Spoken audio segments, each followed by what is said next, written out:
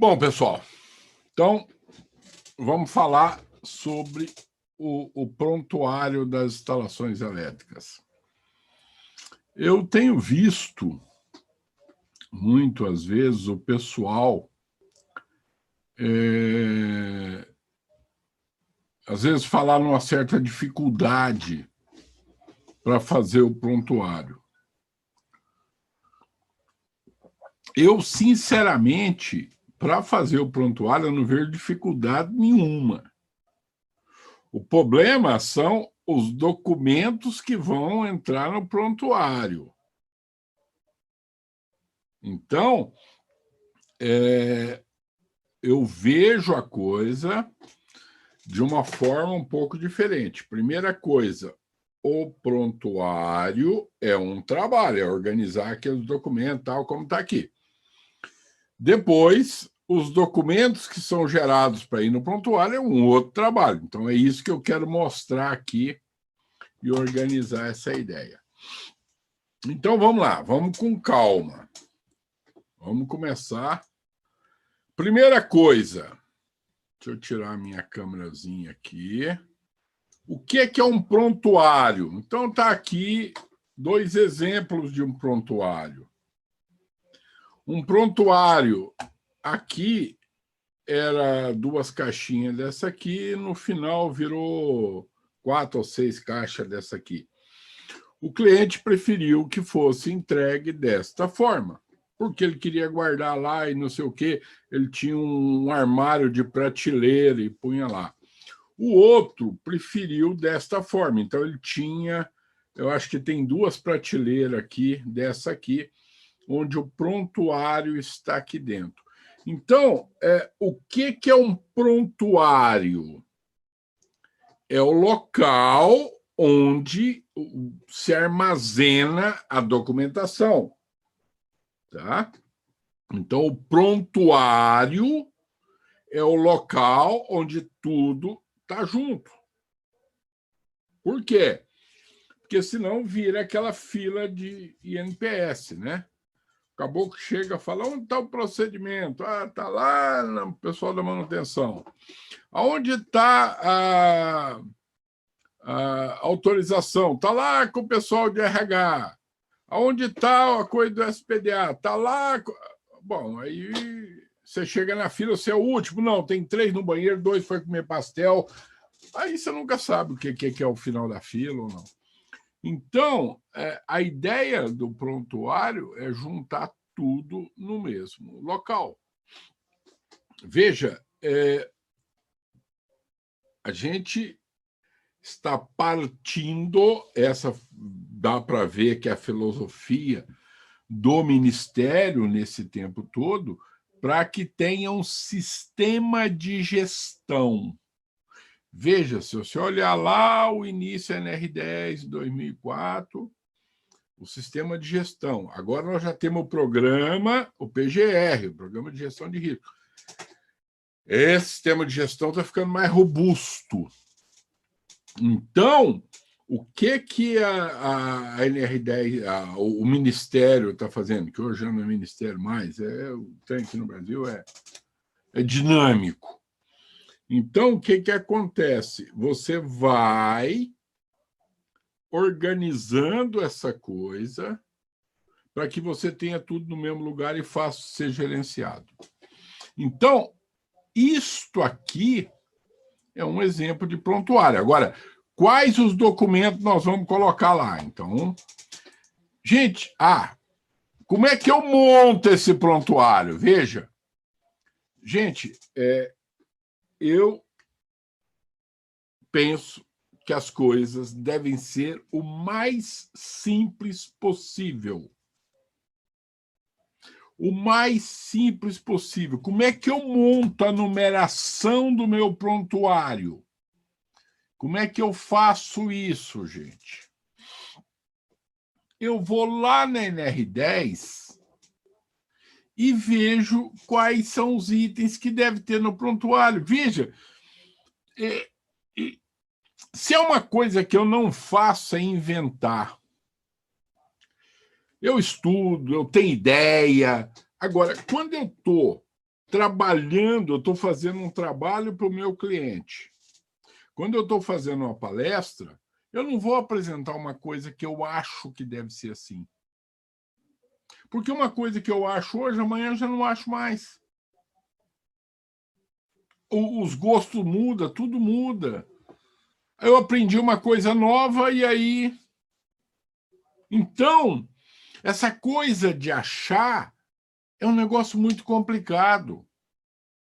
Então, o que eu faço? Eu venho aqui na norma e vejo. O que tem que ter um prontuário? Tem que ter um unifilar, tem que ter um conjunto de procedimento, tem que ter um documento de inspeção, tem que ter a especificação dos equipamentos. E vou colocando isso aqui no índice, pronto. Esse é o 1, esse é o 2, esse é o 3, esse é o 4, esse é o 5, esse é o 6, esse é o 7. Pronto. Se por acaso a empresa é aquela pergunta para cada filial tem que ter um responsável pela extração? Tem que ter um prontuário. Por quê? Porque são empresas diferentes, são vinculadas, mas tem o CNPJ, são empresas diferentes. Tá? Então, veja,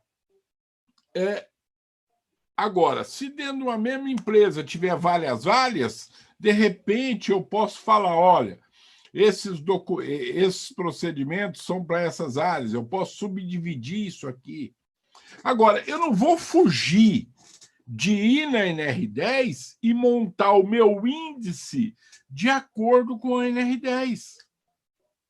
Agora, depois disso, aí sim, aí eu vou vir aqui.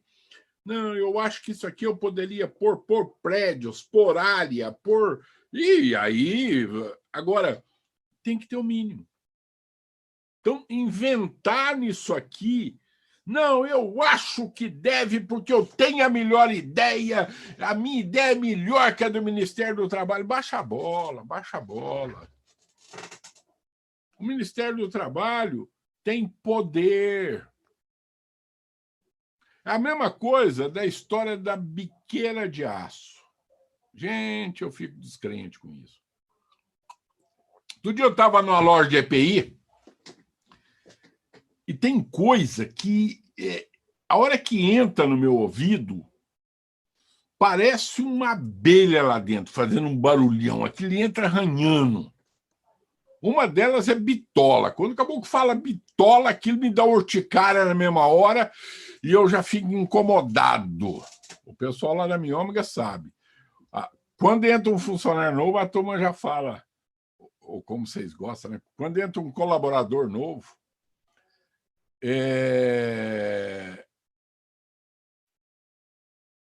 eu não vou falar o que eu estava pensando aqui, não, porque é politicamente incorreto e não é a hora de eu ficar falando isso.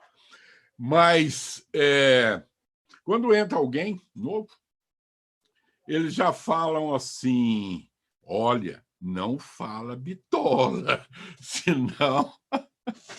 E a outra, eu estava numa loja de EPI e entra um caboclo e fala, eu quero uma botina de eletricista.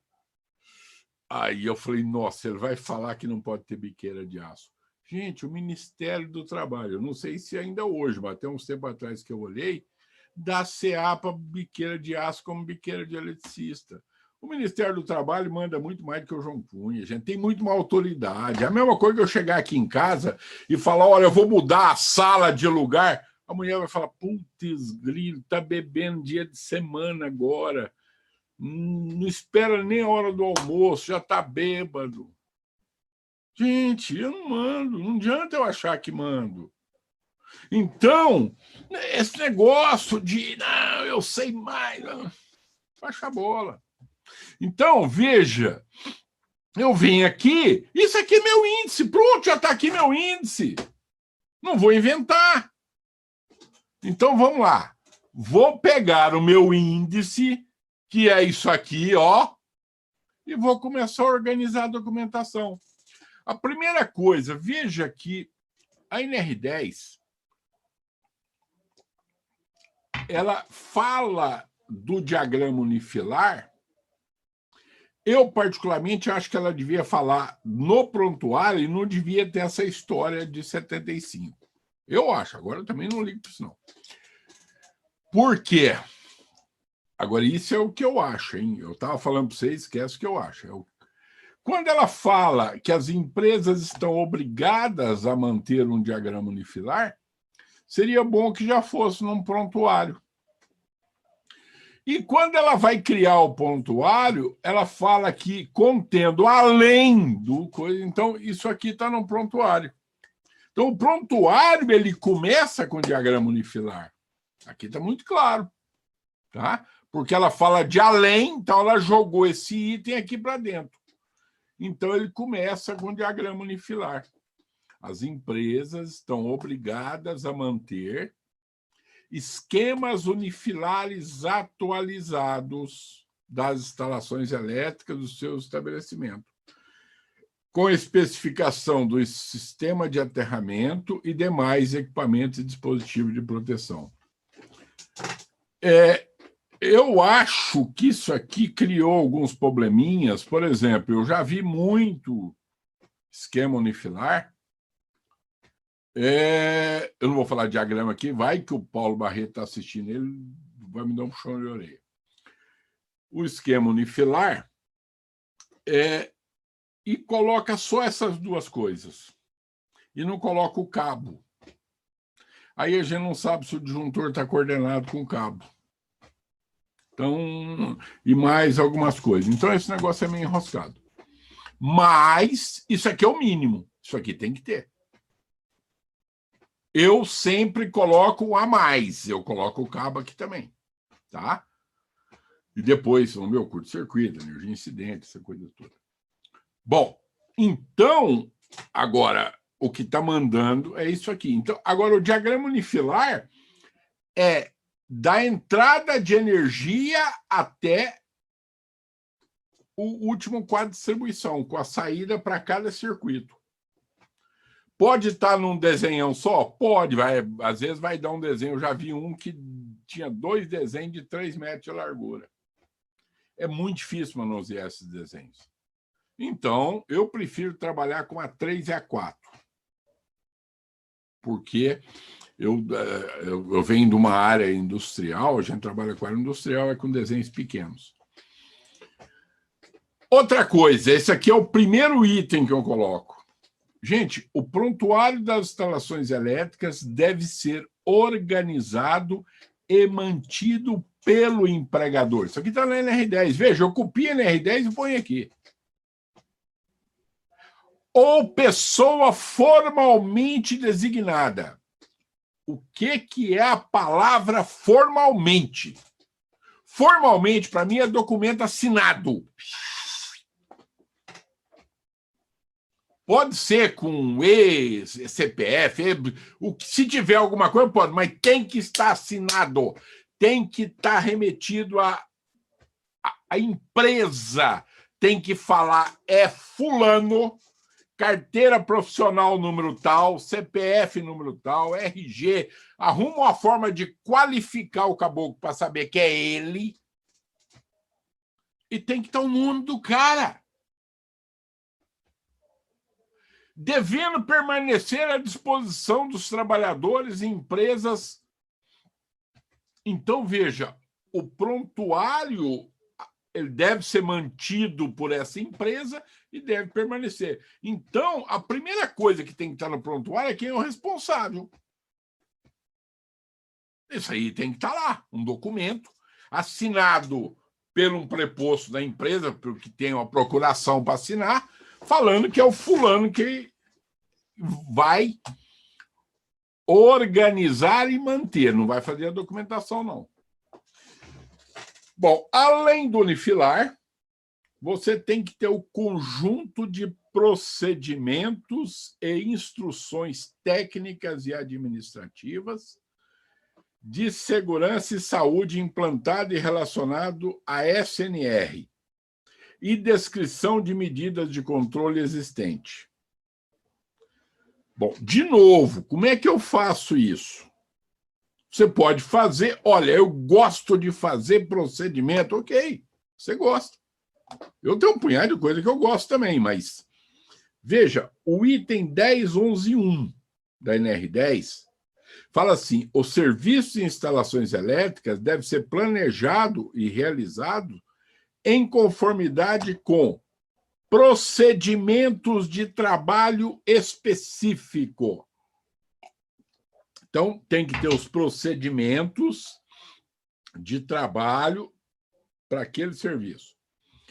O procedimento tem que ser padronizado, não pode ser cada um de um jeito. Por quê? Porque você tem um sistema de gestão. Então, a estrutura do seu procedimento é a mesma, a forma é a mesma.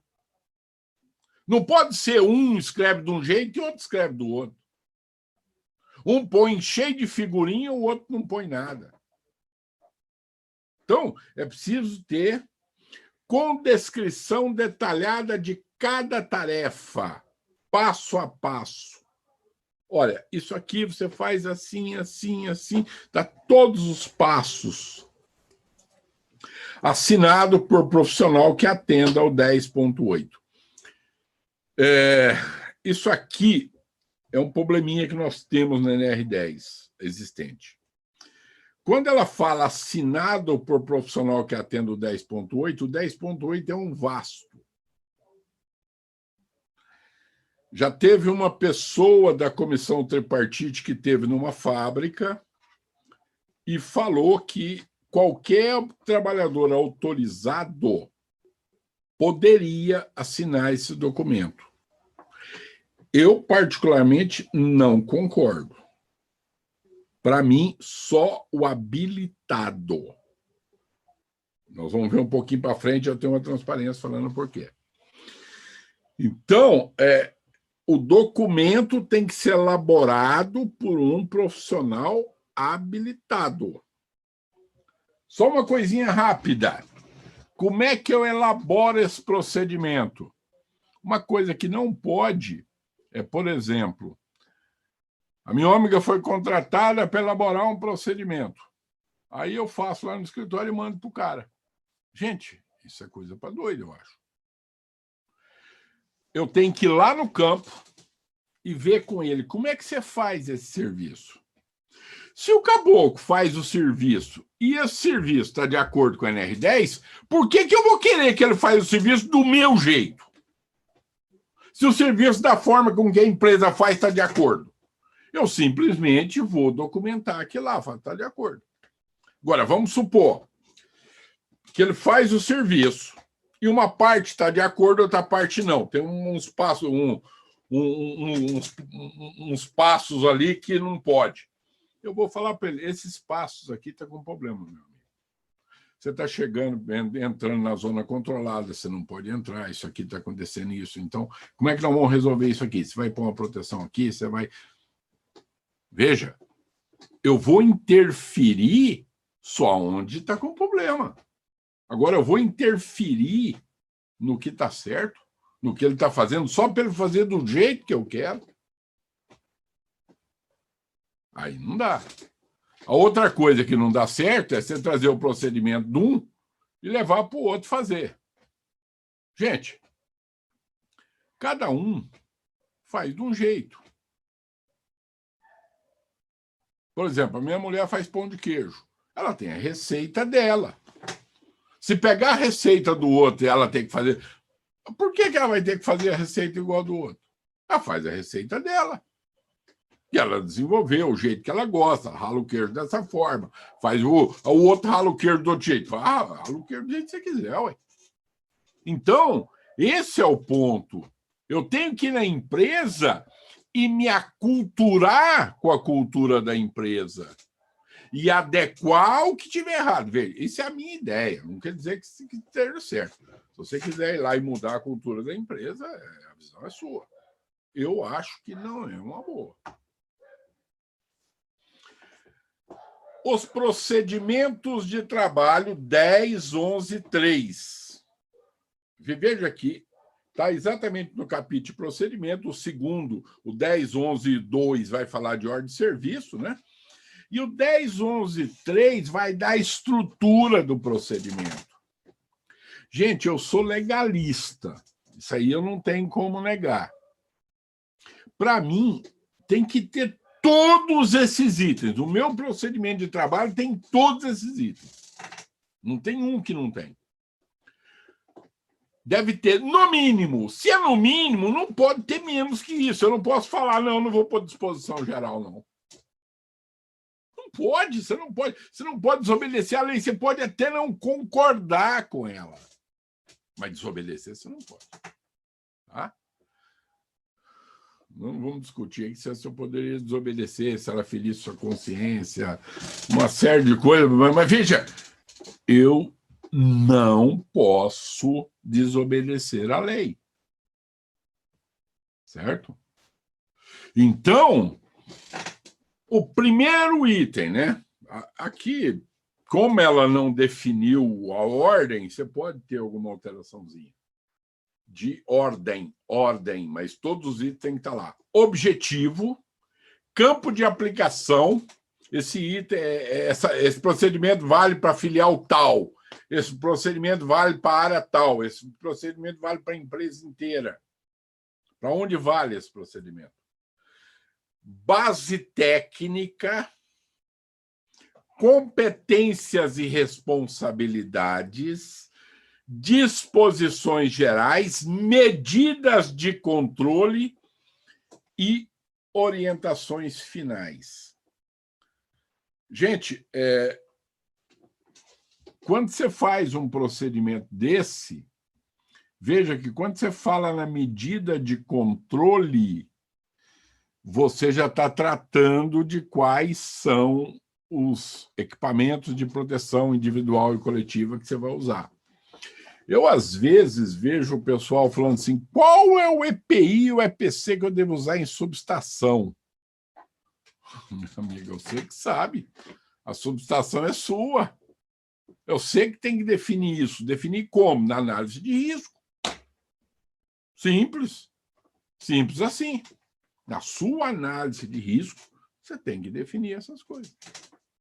Então, é aqui que nasce, vai a primeira análise de risco. Porque aqui você está definindo as medidas de controle que você vai usar para esse trabalho. O item 10.11.4 fala o seguinte, com relação ao procedimento, com relação à elaboração do procedimento. Os procedimentos de trabalho, aí fala do treinamento também, da autorização, devem ter a participação em todo o processo de desenvolvimento. Veja, o procedimento de trabalho ele deve ter elaboração em todo o processo de desenvolvimento. Ele está falando que deve ter a participação, não está falando que deve ser a coordenação. Pode ter a coordenação? Pode. Pode não ter? Pode. Mas que tem que ter a participação do SESMIT quando houver, e quando não houver SESMIT, do pessoal de segurança do trabalho. Também não pode falar, não tem SESMIT, então vai ser só a manutenção. Agora acabou. Não, aí você tem um técnico de segurança lá, ele tem que participar também. Porque não pode ser um negócio tudo ou nada. Documentação das inspeções e medições do sistema de proteção contra descarga atmosférica e aterramento elétrico. Aí o caboclo vai e fala que tipo de documento tem que estar lá. Aí alguém pode falar, não, eu acho. Gente, para de achar. O item 10.1.2 fala, essa norma regulamentadora, esse regulamento, aplica-se observando as normas da BNT. Simplifiquei tudo. Então, vai na 5419, passo 3 e vê o que ela manda. A documentação, a seguinte documentação deve ser mantida em local e em poder dos responsáveis pela manutenção do SPDA. verificação da necessidade do SPDA externo e interno, além da separação do respectivo nível de proteção, seleção do respectivo nível de proteção para a estrutura, por meio de relatório de análise de risco. Desenhos em escala mostrando as dimensões. Então, veja, quando ela fala que a documentação das expedições, você vai deixar a documentação do prontuário. Quando aplicável, resistividade do solo, os dados constando a relativa estratificação do solo, em número de camadas, espessura, registro dos ensaios. Aí ela está mandando só os ensaios, você não tem o projeto. Enquanto você não tem o projeto, quando você não tem o detalhe, porque se você ficar a vida inteira sem desenho e a vida inteira sem análise de risco, isso não vai dar certo, porque o bombeiro vai te pegar. Enquanto você não tiver, mantém só o registro dos ensaios. Agora, vai na norma, vê o que ela pede e vê como é que você faz aqui. Especificação dos equipamentos de proteção coletiva e ferramental aplicável conforme determina a CNR. Gente, você simplesmente falar que o eletricista tem que usar uma luva sem especificar essa luva vai permitir fazer muita besteira. Uma vez, eu estava num cliente e os eletricistas estavam reclamando porque eles estavam usando luva de baixa tensão de 1 kV. E aí, o engenheiro veio falar, João, você acha, o que você acha? Você acha que tem problema? Porque aqui, a nossa tensão é 440. Então, está muito perto de 500. Gente, o grande problema é o seguinte, o ensaio da luva não foi em 500. O ensaio da luva foi, eu acho que 2.500, já me fugiu o número aqui. É muito mais do que 500. Agora, se todo mundo ficar colocando fator de segurança, agora mesmo o infeliz vai trabalhar com a luva, que não é brincadeira. Então, veja, é preciso, e a hora que a gente tem que escrever um documento desse, gente, o eletricista, porque lá no procedimento você vai estabelecer a medida de controle. Luva. Aí você vai ter que escrever aqui. A luva vai ser de... A hora que você montar essa coisa. Isso aqui é a especificação que vai para o pessoal, por exemplo, para o cara de compras. O tapete isolante é de tantos kV. Então, aqui você fecha a vestimenta de trabalho.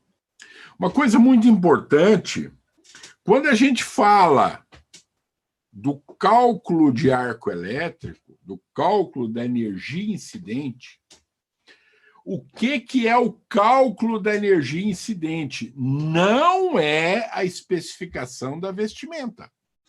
Se você for ler o NFPA 70E,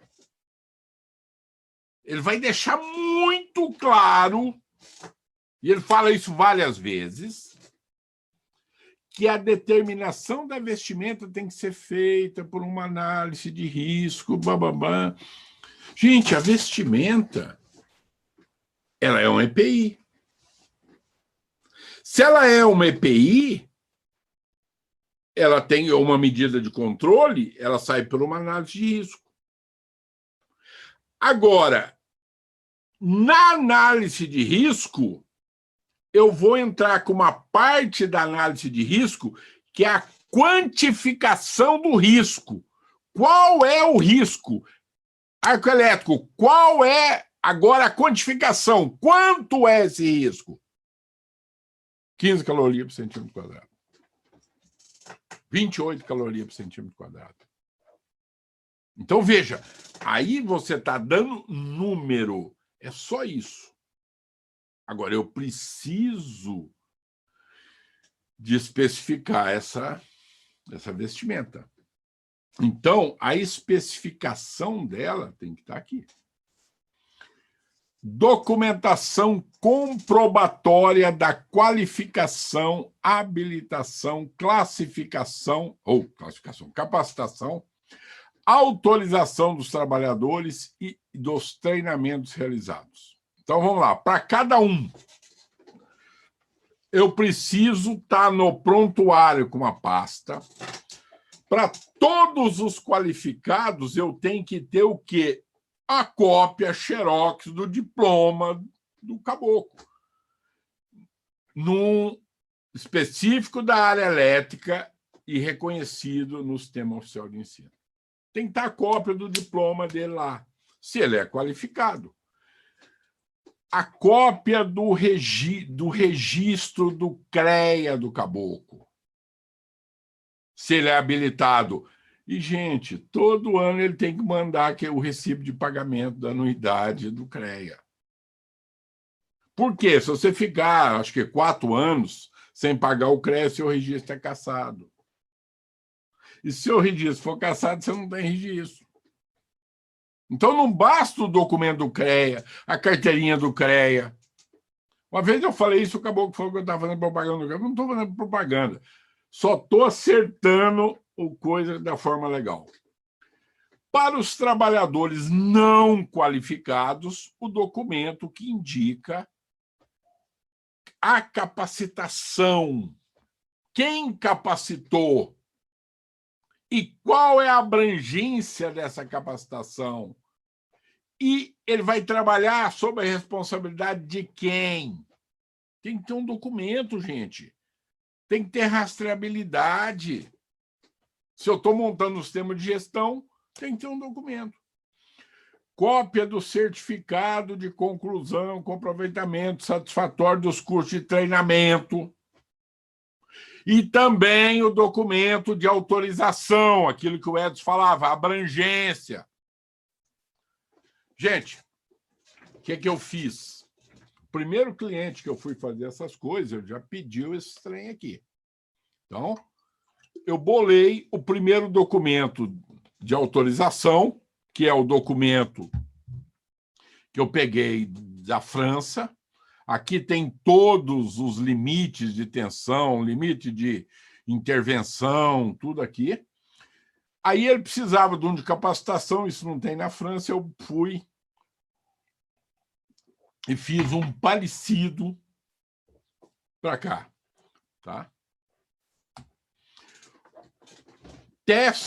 Resultados dos testes de isolação elétrica realizados nos equipamentos de proteção individual e coletiva. Você tem que ir lá e pegar os testes e colocar lá o resultado. Ensaiou uma vez por ano. Certificação dos equipamentos e materiais elétricos na área classificada. Gente, é preciso ter uma coisa clara. Ela está falando, o item 1092, que eles têm que estar certificado no Sistema Brasileiro de Certificação. Gente, se eu comprei alguma coisa lá atrás, lá em 1900 e bolinha, antes do Sistema Brasileiro de Certificação, estabelecer a certificação na área classificada. Não tem como ter esse documento, criatura. Não tem como atender isso aqui. É preciso ter claro. Não adianta, eu vou chamar o engenheiro, ele vai vir aqui, um especialista, e vai dar um documento. Esse documento não está no Sistema Brasileiro de Certificação, não está atendendo. Então, isso aqui é no Sistema Brasileiro de Certificação. E aí, o relatório técnico de inspeções, isso aqui dá uma confusão geral. Eu confesso para vocês que eu fiquei durante muito tempo relutando usar o termo RTI. Só que depois eu cedi ao mercado, ao marketing, porque as coisas têm que ter... Porque o que está escrito aqui não é nada disso que a gente faz. RTI, o relatório técnico de inspeções atualizadas com recomendação, cronograma de adequação, contemplando as alíneas A e F. Não está falando das instalações elétricas, não está falando. Aí a gente fala, não, mas tem um RTI e tal. Aí chegou uma hora que eu falei, quer saber de uma coisa? Está todo mundo falando, vai isso aqui mesmo e pronto. Então, isso aqui virou o RTI. Mas aqui tem o quê? O RTI, o relatório técnico de inspeção das instalações elétricas também. Mas aqui é onde está o plano de adequação da NR10. Tá? Então, eu faço normalmente uma divisão em duas, uma auditoria no sistema de gestão e uma inspeção nas instalações elétricas. Eu separo as duas palavras, só uma é sinônimo da outra, só para facilitar a minha vida. Auditoria no sistema de gestão e inspeção nas instalações elétricas. Na auditoria do sistema de gestão, eu pego cada item da NR10, qual a ação a ser tomada, aí criei uma planilhinha que tem o status, a gradação da NR28, a prioridade, criei uma lógica e o andamento, para que ele possa gerir isso. Põe essa planilhinha para que ele possa ver e tal, e fazer a gestão dele e toca. Com a parte de instalações elétricas, a gente vai e faz um as-built. Então, a gente encontra irregularidades. Então, para o mesmo desenho, a gente gera uma adequação. Qual a irregularidade mais comum? São duas. Uma, usar disjuntor de 20 amperes, aqui é 25, mas usar disjuntor de 20 amperes com fio de 2,5 é a maior. Então, vim aqui e pôr o disjuntor correto, e ele vai ficar na pasta de as-built, lá no diagrama unifilar, essa aqui. E na adequação, esse aqui. A hora que ele arrumar, ele passa de uma para outra. E a outra, gente, é falta de DR nas tomadas. Tá?